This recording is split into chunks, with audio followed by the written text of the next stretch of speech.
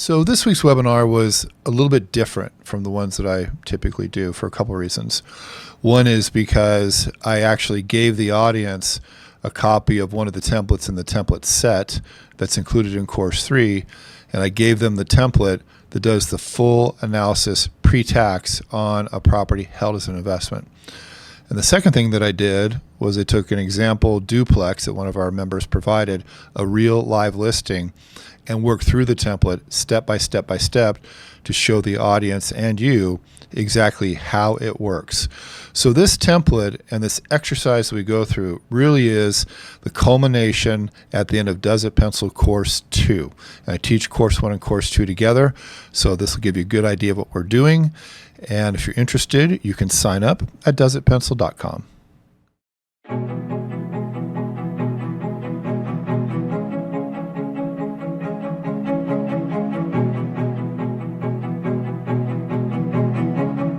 All right.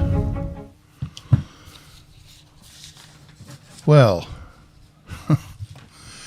this webinar is being brought to you by extension cords because the power went out, but none of the breakers appeared to have failed. So we're assuming that we have breakers that failed, but I didn't have time this morning to deal with that because that requires time and tools and stuff. So I don't have the lights I usually do.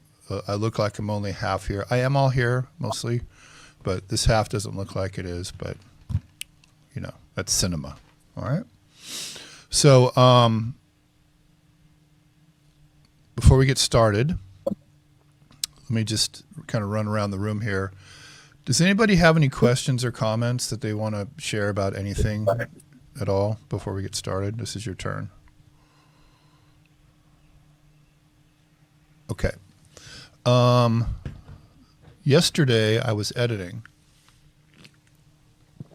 and I will be editing today as well. I told my VA now that I'm hopefully beyond this pretty debilitating sickness that I've had for the last 3 months. I haven't talked about it much, but I've been pretty much in a bad way.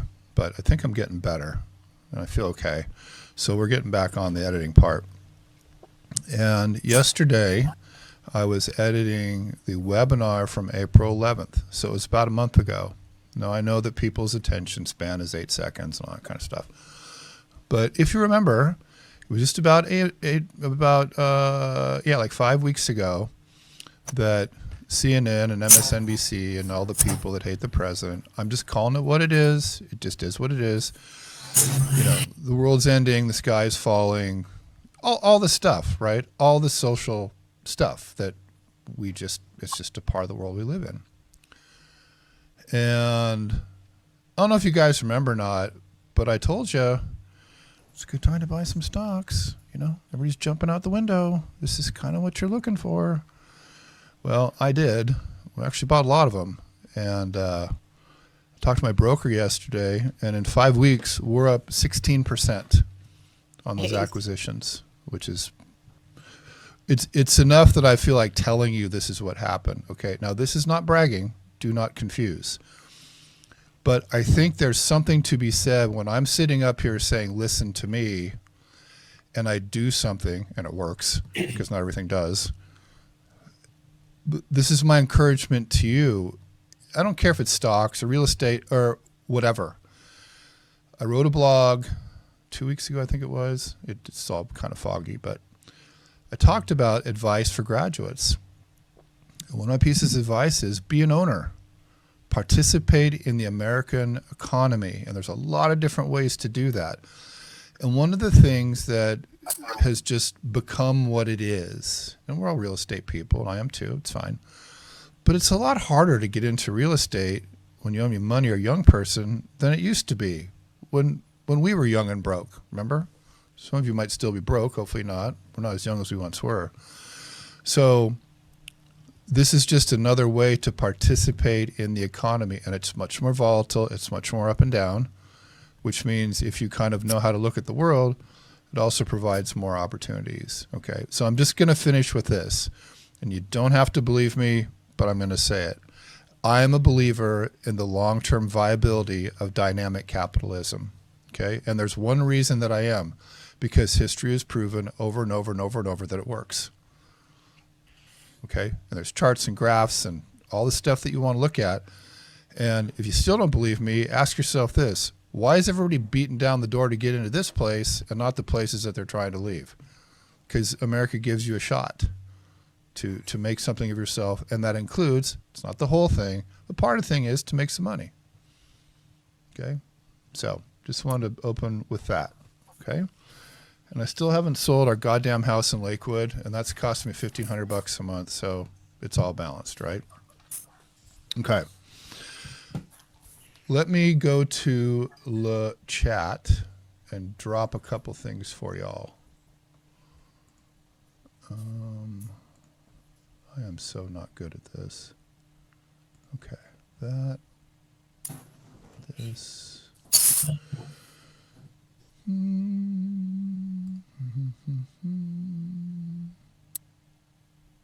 we go. Okay, I'm putting 2 files in the chat. One of them is a PDF that comes to us courtesy of our favorite patron, Kelly. Thank you for that, dear. And the second one is an Excel template, which is a part of Desert Pencil Course 4.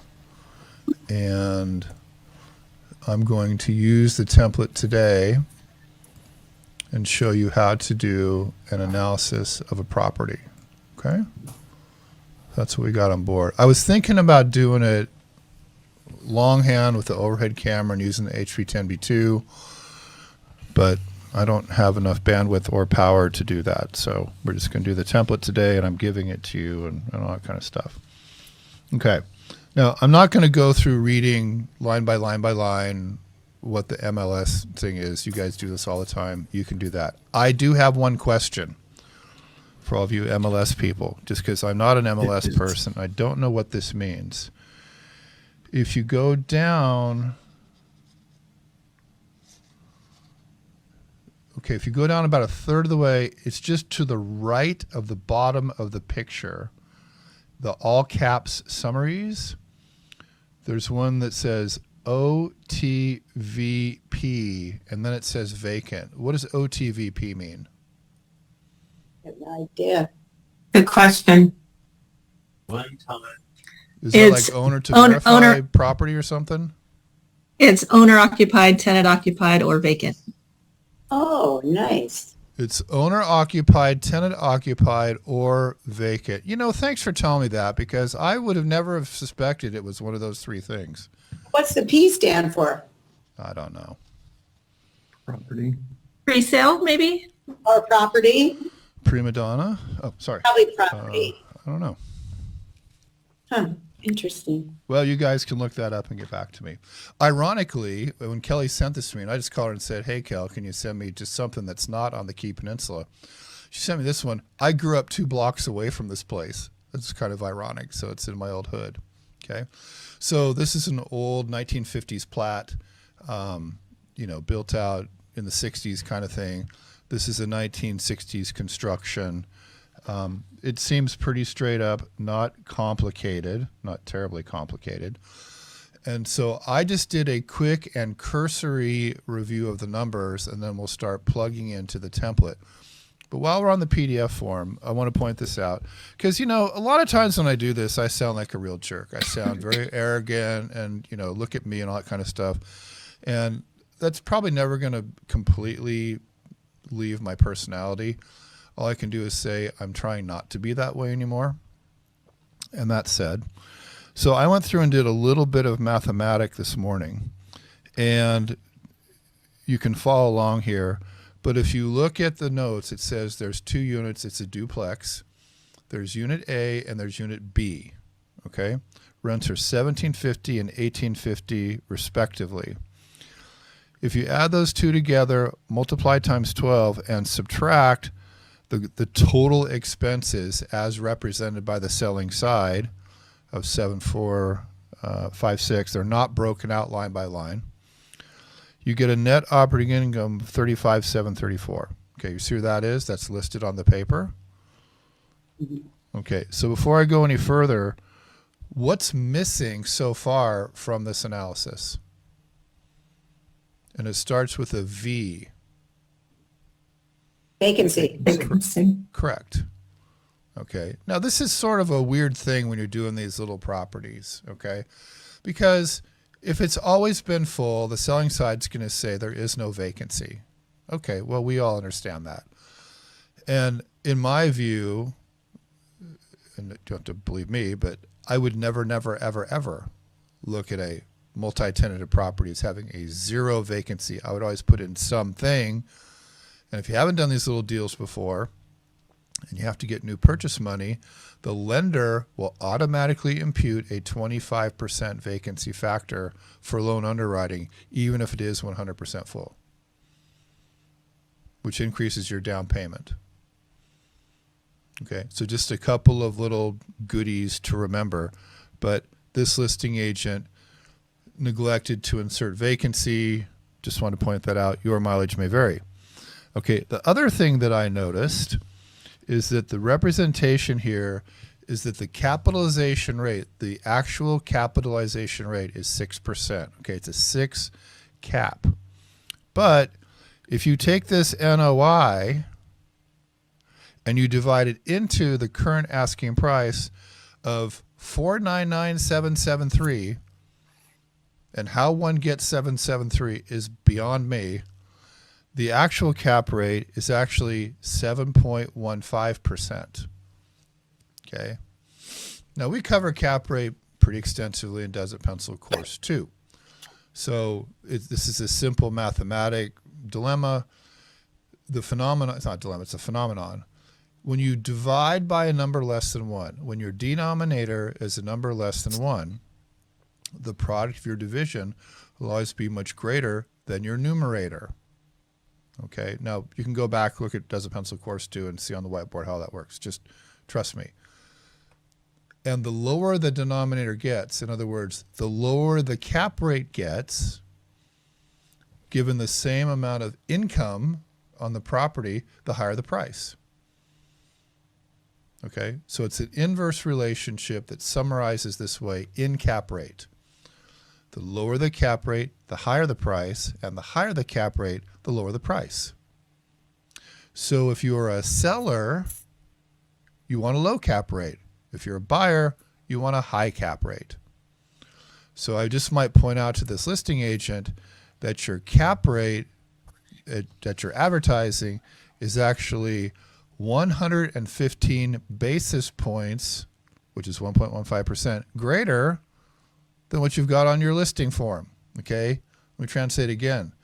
This is a better deal than what you're saying it is. Okay? That's just math. That's not me being a jerk. Okay. I was taking notes there. So you said if you're a seller, you want a lower cap rate. And if you're a buyer, you want a higher cap rate. Correct. Correct. Given an equivalent amount of net operating income, which in this case is represented as 35,734. Okay. Now there's another little, go ahead. I'm sorry. Go ahead. So when you have a minute, can you resend those files? I joined on my laptop, but apparently I can only get the shared files since I joined. You can only get the shared files? What does that mean? In the chat that are sent after I joined. I can drop them back in there. Okay, sorry. Thank you. Thanks, Chris. Besides running on extension cords today, I'm also running on, I had to take one of my computers in and get it serviced. So I'm a little... But you look fabulous in blue. I was just going to say, I was looking at my thing. I thought, I'm wearing the blue shirt for Kelly today. Thank you for noticing. I love it. Because I'm usually just all boring old white guy. And I thought, well, I'm going to spice it up a little bit today. Here we go. All right. Hey, Joe. Yes, ma'am. Sorry to interrupt. Can you put the listing back in there too? I had to jump from my iPad to my computer so that I could download these as well. No worries. I'm doing both. Thank you. Thank you, Assistant Chris. Appreciate you. Yes. Okay. Let me just mention one other thing here. Okay. You see on the listing sheet there's a little tick called GRM, gross rent multiplier. And gross rent multiplier is the number of years that it takes to repay the purchase price based on the gross income. So if I take 499,773 and divide by the gross scheduled income of 43,200, I get 11.57, which is better than the 14, less years. I think what they're doing here is they've had about a $90,000 price drop, and so this is the disparity. I'm pretty sure OLP means original listing price, and that was $585,000. So let me take that and divide it by 43,200.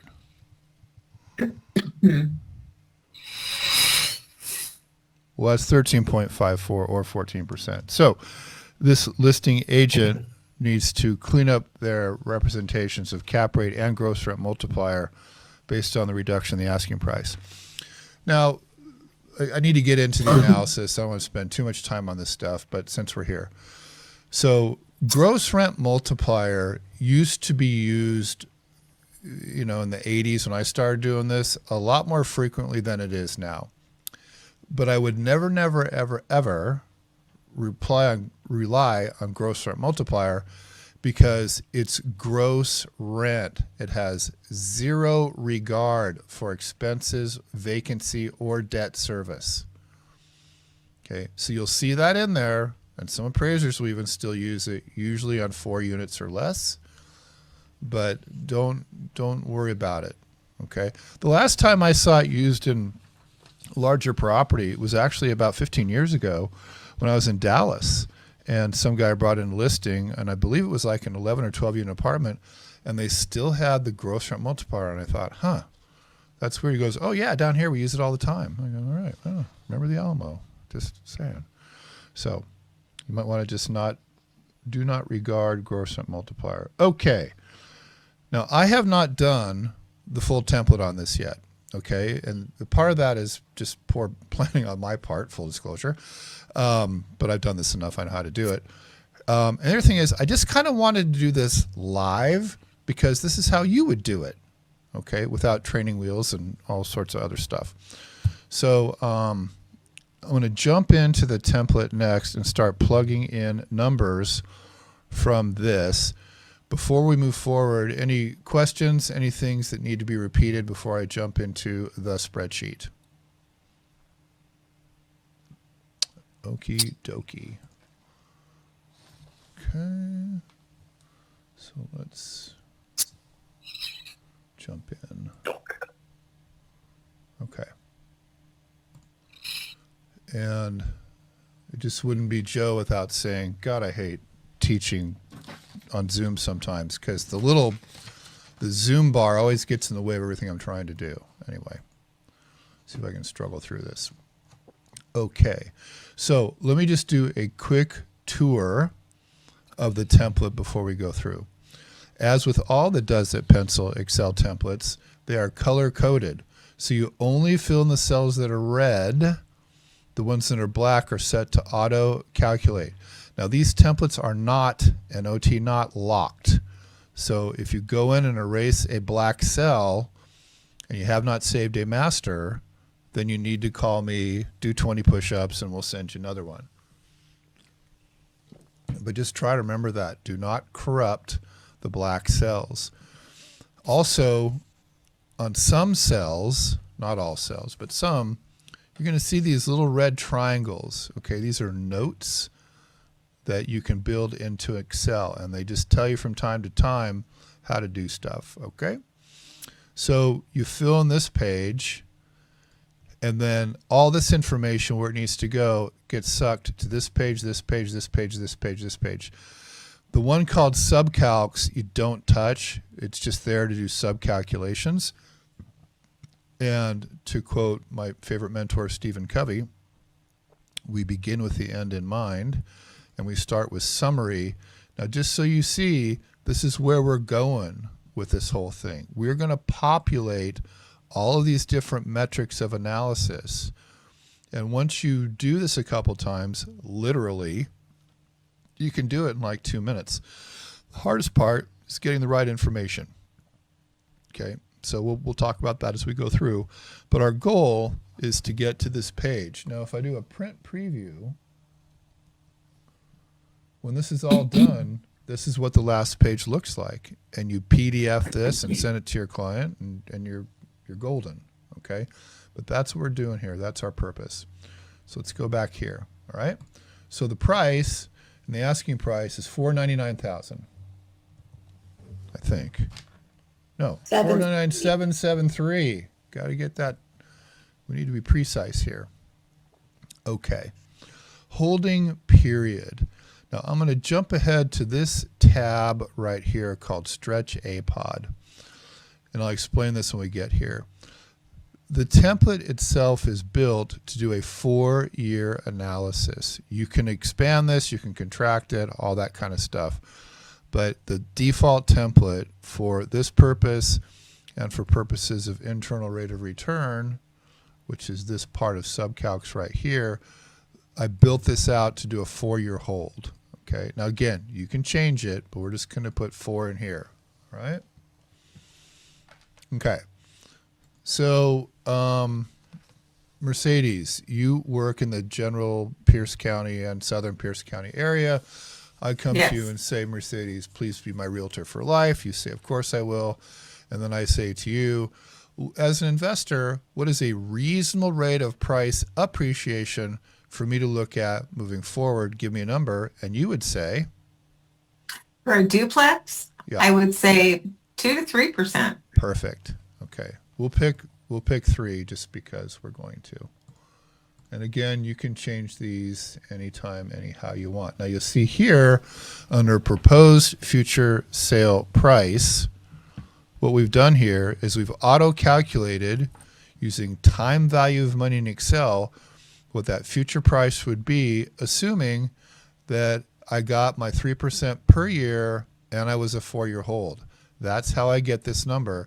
And this is the formula in Excel up here in the formula bar that you use to do that. But since it's a black cell, it auto-calculates, okay?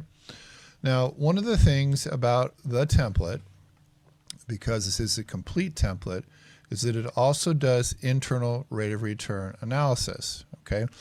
Now, I'm going to pause here for just a second and go back to, really the beginning of Does It Pencil Course 1 and what I call the 3 pillars. And so the 3 pillars, and you've heard these before, are appreciation, cash flow, and the combination of the 2. Now, I'm not going to do a big sermon on that today, but here's the brief sermon. Appreciation, and make a note on this if you want to, okay? As always, bring pen and paper when you come to this thing. Appreciation is measured using time value of money. And that's what I just did with that cell. That was time value of money. Okay, that's the appreciation piece. And people ask me all the time, okay, well, which one do I use? What do I do? If you are working with someone who is an investor and they want to flip their time value of money, don't worry about the cash flow. Don't worry about their stuff. It's all appreciation. That is time value of money. The second pillar of Does It Pencil is the cash flow. We'll get to that in just a second.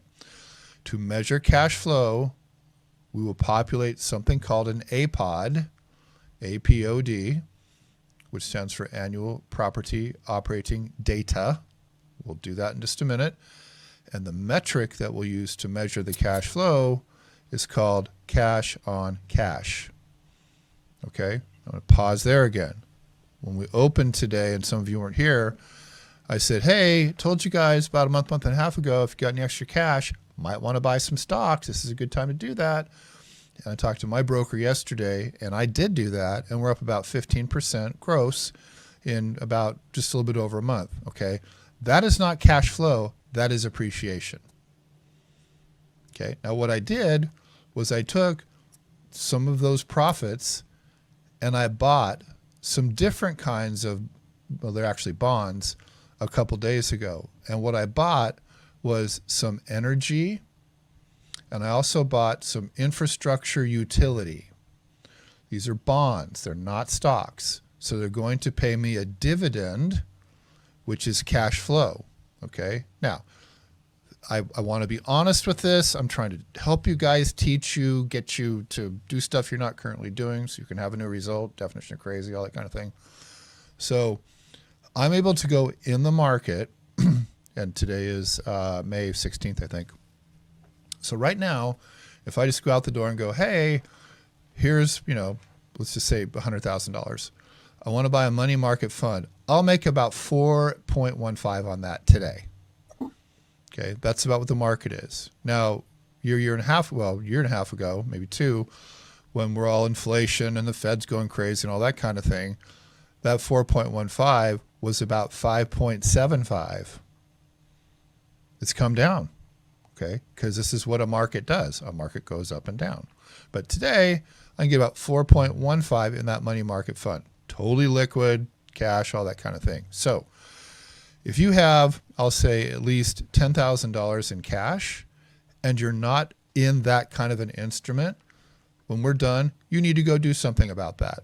You should not have, and I just use 10,000 as a number, it's whatever it is, but you should not have money sitting there earning 1% in passbook savings or 0.9 or whatever it is. Not necessary. Okay. 4 and a tick is the new 0. Okay. So the things that I bought yesterday are earning about twice that. They're like the mid 8s. Okay. Now these are short-term securities. I can cash them out within, I think it's a quarterly deal, he said. So not entirely liquid, but I'm good on a 90-day horizon. And I'm making twice what I can make with, in my opinion, not a lot of risk. There's a little bit of volatility. They'll go up and down like 15 basis points or something because that's just what everything does. But that's cool. Okay. I'm good with that. Now, finish with this. He also said, if you're willing to lock it up for a year, I can get you into an A-rated, I think it was a Goldman Sachs corporate bond fund that'll pay you 10%. Now, this is all cash on cash. And I'm bringing these numbers to tell you this is what I'm doing, because people ask me all the time, what are you doing? Well, here's what I'm doing. And when I go to my guy, I go, what are you doing? Right? I mean, I think that's a reasonable question. But many of us don't do this, so many of us don't know that these alternatives are available out there. So if I am a cash flow investor, and that is my objective, and I go through your crummy duplex in Lakewood, and I haven't done this yet, so I don't know what the number is, but let's just say it's like 2%. Here's the question. I don't care about appreciation. I'm a cash flow guy. Why would I buy your crummy duplex in Lakewood when I can make, 5 times more, I'm just making this up, in this other thing over here and have probably the same, if not less risk and no management? Headaches. No Okay. drama. We need to think about this. You need to understand that those investor dollars are competition dollars, and there are other seductresses in the marketplace trying to get those dollars. Okay. All right. Third pillar is internal rate of return. That is the combination of both the cash flow and the appreciation. And so IRR is a time model. And for this template, the default is 4 years. Okay. So as we build this model, you'll see in just a minute, we will go through and look at the cash flow each year in years 1 through 4, and we will recognize the 3% imputed appreciation in the 4th year. Okay. Now, again, this is live TV. I have not done this yet. You'll see it when I see it. I didn't pregame this at all. Okay. But these 3 pillars of Does It Pencil, again, I say, foundational, so important, because you have to ask yourself and your clients, what are you trying to do? Okay, let's go back to the template. Once we get the loan stuff filled in here, this will build this table here called the loan amortization. And since this is black, the entire thing will populate itself. Okay, you don't have to touch it. It's magical. On the template, this is the form that takes the most time because this is the APOD form. All right, and this will show us our net operating income right here. And the most important part of this is this line here, which is the pre-tax cash flow. Okay. Now, in your own way and on your own paper, please make this note this way.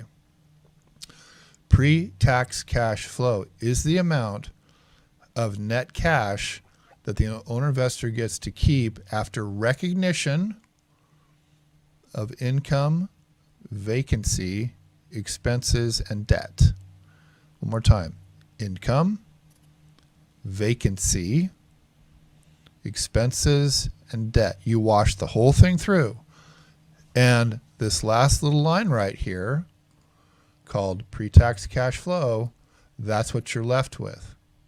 Okay, now, when I teach Does It Pencil, live or on Zoom, usually on day 2, I often ask people, can you bring me a deal? Just like I asked Kelly, can you find me something on the MLS? And we do this stuff live in the courses as well, you know, depending on the size of the class. And I would tell you that most of the time with these small ones, and again, haven't done this one yet, we'll see in just a couple minutes here, but in today's market, in coastal markets, okay, Seattle to San Diego, Manhattan to Miami, the coasts, most of these small things, negative cash flow. They just do. Okay? And the reason is simple. The pricing is based on carrying an amount of debt that is greater than the income. This is not complicated. Okay? So if you are a cash flow buyer, that's bad. You should go do something else. Okay? So if you're not getting cash flow, what are you betting on? Appreciation. That's your bet. Okay. Again, back to the 3 pillars. Okay. All right. Then we come here to stretch APOD. This will also auto-populate in these cells here because they are black. These cells up here allow me to make adjustments as needed in years 2 through 4, or if I want to extend it, I can certainly do that, of each of these items down here. Okay, now the way this template is built, when we do this, this year 1 will be a summary of the APOD on the previous tablet. It will summarize right here. Okay? And then it'll just copy paste into years 2, 3, and 4, and you can modify these however you want to. All right, this one here, PTSP, pre-tax sales proceeds. If it's been a while since you drank from the cup, internal rate of return is a closed model. It says there are 3 legs to the stool: the beginning, the middle, and the end. Okay, and so it measures the combination with time weighting and money weighting of those 3 components. So what it means is, and this is the PTSP deal, you have to make an assumption about what you believe the property will be worth at the end of your holding term, which in our case is 4 years, and we assumed a rate of appreciation of 3%. Okay, now that's just one way of doing the future price thing. If you're the king or queen of your market and you just know what something's going to sell for, just use that. I don't care. But the point is, you have to use something if you're going to use internal rate of return analysis. And if we go back to here, what we will end up with is this thing called pre-tax sales proceeds. And that will go here into subcalcs and will populate the T account. Okay? All right. Once we do all that stuff, this whole page right here will populate itself. Okay? And it'll go very quickly. You'll see. I'm just taking our time right now, 10-ish minutes, to just kind of review how this thing works before we jump in. So the subcalcs, there's a couple things this does. This will calculate here, this one. It will determine your desired cap rate using Foursquare, which is a Does It Pencil Course 2 thing. This is the return appreciation with debt. That'll contemplate your financing scenario. And if it's been a while, let me just show you again, this is a 4-year model. In any final year of your IRR analysis, that's what the T account is for, is IRR.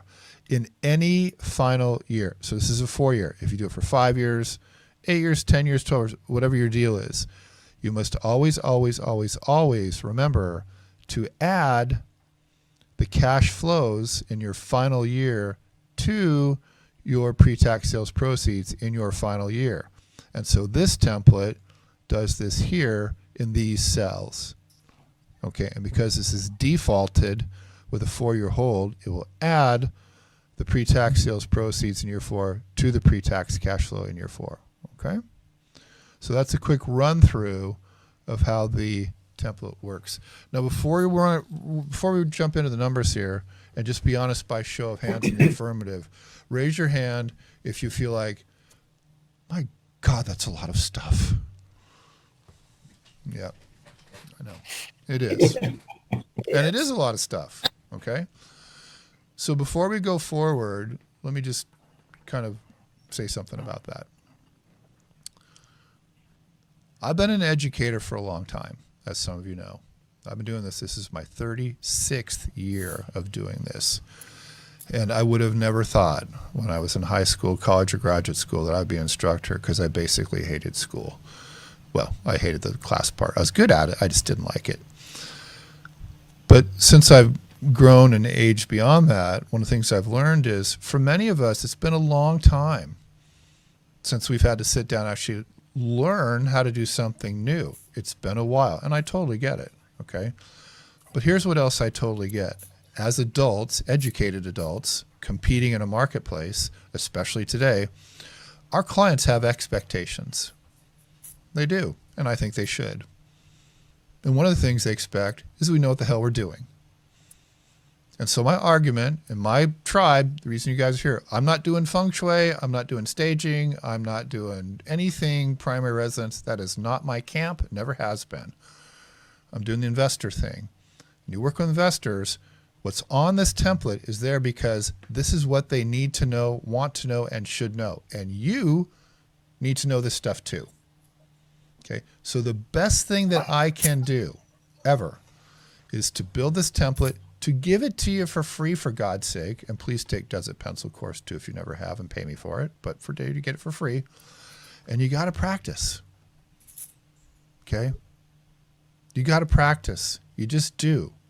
Okay? It doesn't take forever, but it takes something. And if you think about it, you're running around, you're asking people to pay you 10, 20, 50,000 bucks.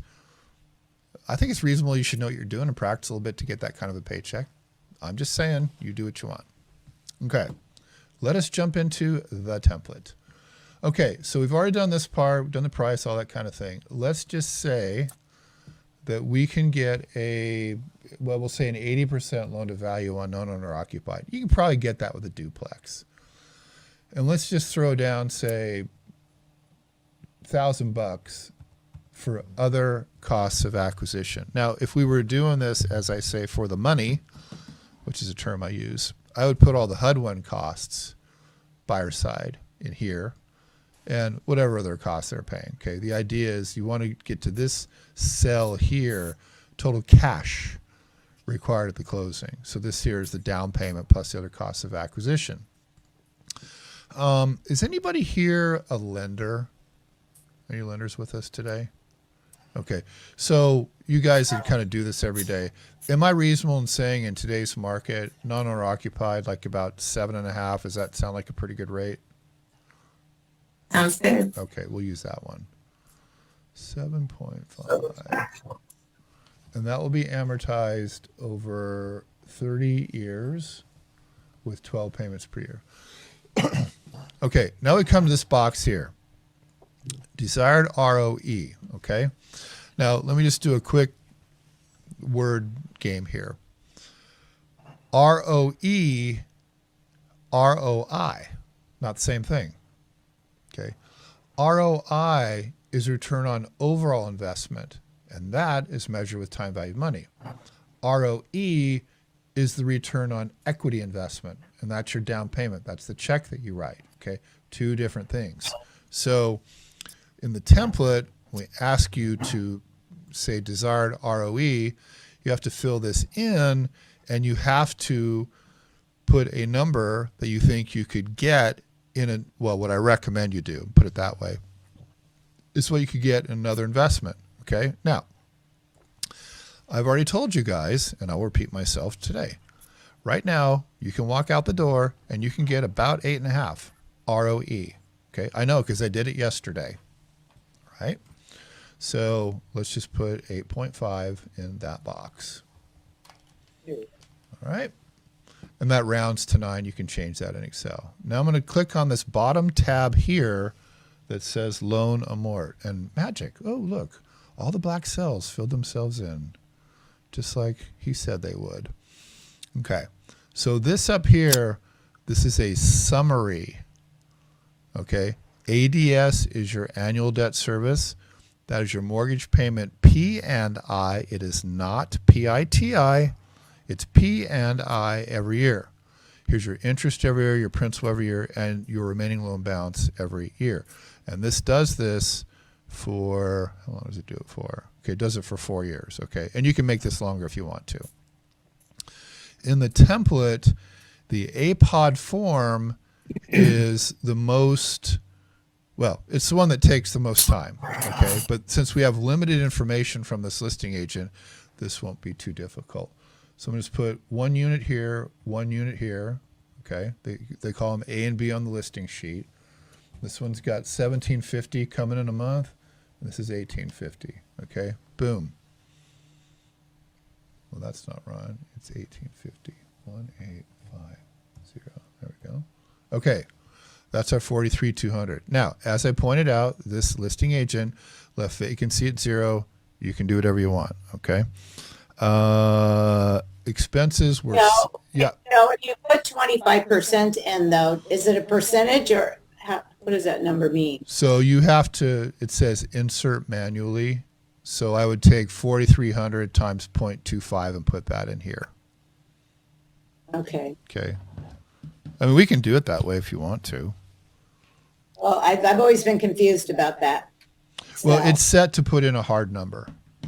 You can change it Let's to leave it at this to compare. to a percent if you want. What was that, Michael? I said, just leave it. Let's leave it at that to compare. Yeah, I'm going to. compare. I'm going to. But Thank what you. I'm saying is, if you want to take your template and change it to a percent or whatever, if you just right click, you can do all these Excel things. Okay. The listing side did not break out. Well, they have the taxes broken out, but they put the gross thing in there. So I'm just going to put in here for total expenses 7,456 because that's what the listing agent put. Okay. All right. So now we come to our first clue, pre-tax cash flow. Okay, which is positive with no vacancy. Remember, this is a 0 vacancy. And look, if you're dark 2 units 1 year, there goes your cash flow. Just something to remember, okay? But remember how much we put down? We put down 100 grand, and we're earning about 2,200, okay? So this is our first clue. If I am solely interested in cash flow, this thing's paying me about 2%. Okay, why would I do that if I can go out with similar or less risk and no management and earn 8.5? Okay, that's clue number 1. But that's no appreciation. Okay, remember that. Okay, now we'll go to this stretch APOD deal, which is all populated by the time you get here. If you want to raise rents or increase expenses or whatever, you can use this here as a percent of these numbers, or these are all unlocked. You can go ahead and just hard write over them as you wish. Okay, pre-tax sales proceeds. This is all done by the time you get here. Now this one here is red, and it says populate the self with the correct value from the loan amort page, which is right here. Okay, 383,268. So this is the payoff in the 4th year. Okay, so it copies this cell and it puts it here. It makes it negative. Okay, so what this means is if I go to escrow 4 years from now and I have no closing costs in here, well, let's put some closing costs in. What do you want to use? Like 9%? Is that reasonable? Mercedes, what would you use? Quoting a. I'd use 8.5. Okay, all good. So 562499. 8.5%. That's going to be 47,812. So minus. Okay, you don't have to put in the minus. It already subtracts. Okay, so this is what I would walk out of escrow with after I pay my 8.5%. I get 131,419. Okay. Now, here's what I call the money. This is the summary sheet, and it's all done for you by the time you get here. It summarizes your NOI, pre-tax cash flow. This is your cash-on-cash return. Only one measurement, just north of 2%. Your actual cap rate is 7.15, but you want to earn 8.41. Now, let me just stop here for a second. Okay, let me go back to the general information page and show you a disparity. This is something it's really easy just to look for. If you come to the game and say, I want to earn 8.5 or 9%, and your cost of funds is 7.5%, that's called negative leverage. Okay? You're already upside down when you compare your cost, which is your interest rate, versus your desire. Does that make sense? Okay, that's just a quick litmus test just to kind of keep an eye out for. What is your person or what do you want versus what is it going to cost you? Okay? All right. Back to summary. So our ROI with appreciation, meaning leverage, is 7.08, not bad. Here's our pre-tax sales proceeds. So overall, I'm earning 9.07, which is okay. Not bad, not terrible, okay? But here's what's important to remember. When I look at that IRR number, it's making a set of assumptions, okay? One assumption is that you'll have the same cash flow every year. You may and you may not. It might be better, it might be worse. It's also assuming that you're going to realize your 3% appreciation. Okay, now here's something that today I can say because we've now moved beyond the COVID time. The 2021, 2022, 2023s, when the criminals at the Fed lowered interest rates to 2.5%, 3.5%. Okay, we're not there anymore. Right? It's a whole different game. Cash flow changes, expectations change, and so does appreciation. And yet, here we are in this market trying to buy and sell some properties that still have 2.5 or 3% money on them. Okay, I was talking to a really good friend of mine a couple days ago. They're moving to California, live in Gig Harbor. And the first thing she said, they just got back from looking at houses down there. They're going to move. And the first thing she said was, God, it's so hard to go from 2.5% to 6.5%. Okay. And we're about 2 years into what mortgage guys that I talk to tell me it's going to be about probably a 10-year ride until we flush out all the COVID money debt from the system. Okay. It just is what it is. Okay. I'm being very agnostic about it. But here's the point. Even on that pretty decent set of assumptions, I'm making 9%. Okay. Now my argument, and some of you like this argument, some of you will hate me for the rest of your lives for this argument, pick your poison. But again, I say, you have to have some knowledge of what investors' alternatives are.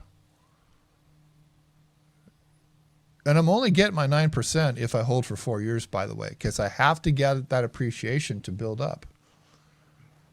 Well, right now I can walk out the door and I can earn 10, and I don't have to do anything except for just make a phone call and go, make it so, and it's done. Okay. You need to know this because your clients probably do too. So this is the template. As I told you, I had not gone through this. This was my first time through it too, but these are all the things we go through to do this underwriting, and this is what we end up with. Okay.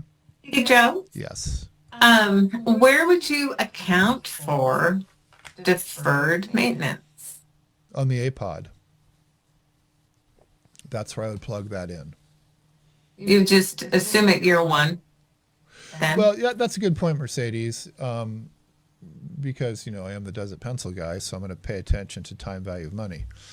And let me jump into my T account, and that's going to be here in subcalcs. Okay, so if I had a whole big thing of deferred maintenance, or I'm paying out a bunch of repairs, I would recognize those either at time period 0 or at time period 1, because that's when they're paid.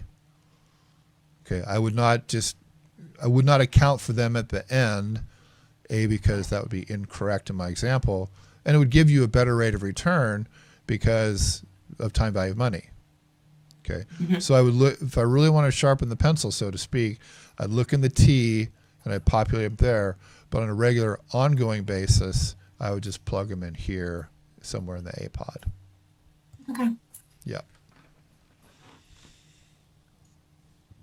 Okay. Susan, what'd you think of all that blather?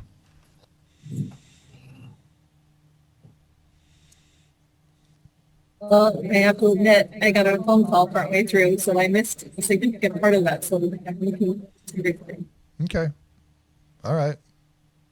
Matthew, what did you think of our little sermon today? It was great, Joe. Almost always new all the time to me. Well, and you've seen very this stuff refreshing. a few times now, so this is the repetition, this is the practice, okay? Yes. And I learn every time I attend your class. Well, that's good. I take away I always gain something. Good. Well, you keep Thank getting you. something, I'll keep showing up, Lord willing. Right? But most importantly, Thank you, Kelly, Joe. are you feeling a little better about this stuff? Because I know you really want Gosh. to get it.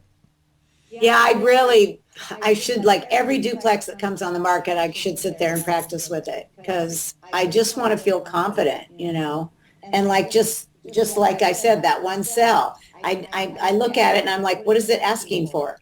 There's no percentage that so I get confused on that kind of thing. Okay. Well, when I get this edited, you guys will have free access to the video. You can just watch it as much as you want. Okay. Jim, was this helpful for you? Yeah, absolutely. Good. Mr. Coe, are you with us? I am. Okay. What'd you think? Well, I look at this and of a couple of rental properties, one in particular rental property that I have, and I go, I've had it, I don't know, 20 years now, and it's in Bellevue, and it was bought for a different reason before rento, that I was going to live in it at some point, but it's just been the 20 years, and It's probably bought for a different price than it's worth today, too, I'm thinking. yeah, well, that too. So, it's just like, but it's, it's like 25 years into this. It's like, okay, I'm going to have to learn how to do Excel and just repeat some of these things and go, okay, can I look back in there and kind of, or just make some guesstimates out there? I mean, Yeah. for what we bought it, what we paid into it, are we going to make money? Yes. I'm just sort of curious, like, okay, if we had taken that money and stuck it into an S&P 500 fund for the last 20 years. Hey, Yeah. I think that is Maybe that is a reasonable thing to do with a couple of caveats, okay? Because this comes up every once in a while, okay? I mean, you and I are both in our 60s. We're heading towards retirement, Yeah. all that sort of thing. Yep. I think it's a noble exercise to do that analysis and look back. You just want to make sure that what you decided was better than the alternative, because if the alternative kicked your butt, Well, then you're not happy. I don't really want it. You know, as you know, I mean, I've taken defensive like long, you know, Yeah, you've a been there a long few time ago, times. and Yeah. it was sort of what I was like, it's like, really, do I want to know? It's too late now. You know, it's kind of too late. It's like, could I have put that money into somewhere else and just Well, like that's what I'm left it in saying. You don't there want to and- just go, oh God, I wish I would have, could have, should have. You don't want to do that. Right, yeah. Okay. I was Yeah. like, I don't want to go. I wish I would have, could have, because when I bought it, it was like, well, it was a Rambler. It was in a nice neighborhood in Bellevue, and it's like, I'm going to retire into that thing. That's why I bought it, Sure. and you know that's changed. You know, life is changing there, but it's just sort of like, well, Yeah. The other one is I do have clients that I've sold rentals to over the last 10 years and go, man, I don't know. The ones that bought in the last 5 years, it's like, man, did I do them a disservice? I feel bad if I start to go back and look at that. I don't think so. I mean, I think that I their would not. time. I mean, I would encourage you not to look at the world that way. Okay. Let me just finish up with a couple of quick thoughts, then I'm going to have to run. I cannot say enough times in enough ways the reason I talk about the three pillars, appreciation, cash flow, and the combination, is because you need to think about them and you need to help your clients think about them. That clarity of thought is the first thing that will guide you to making better decisions for yourself and for anybody else you're working with, okay? And the question is very simple. What are you trying to do? And the challenge is most people don't know. Okay. Yeah. They just don't. Okay. Well, that's not good, because it's better to know than to not know. But it starts with putting the question on the table. Okay. And you may not be able to answer it today. You might be able to answer it in 6 months or whatever. But you must look at this question. Okay. And the more you look at something, it's like we talked to Kelly, Kelly, the more you do this, the more familiar it'll become, the easier it'll become. People sometimes say to me, oh, God, Joe, you're so smart. Yeah, well, I'm kind of smart. I'm not super smart. But here's the difference. I have picked a handful of things in my life and said, I want to be the expert in those things.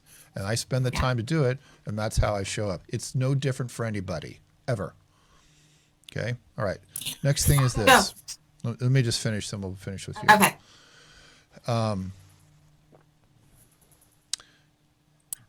I believe real estate is a great investment. I've made millions of dollars. I'll just be honest about that, off of real estate. I've also lost some money. Okay. But I'm old enough now, and I think I'm got enough scar tissue and seasoning and whatever to say that I really believe that the best mindset to have is a mindset with some diversity. In other words, in your portfolio, you should have some real estate, but you should have some other stuff too.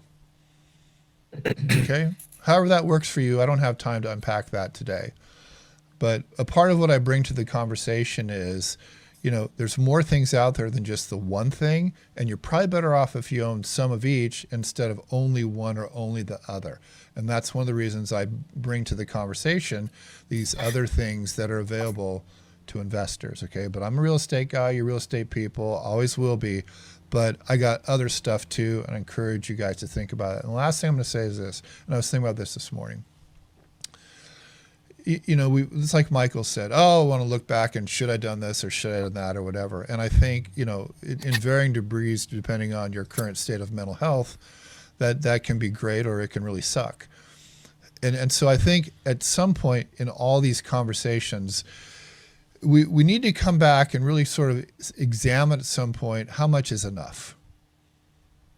Okay? Mm-hmm. I mean, that really is, that's really a key question. And that gets into how you live your life and, what you want to give people and so on and so forth. I'll tell you guys today, I don't make as much money as I used to because I don't need to.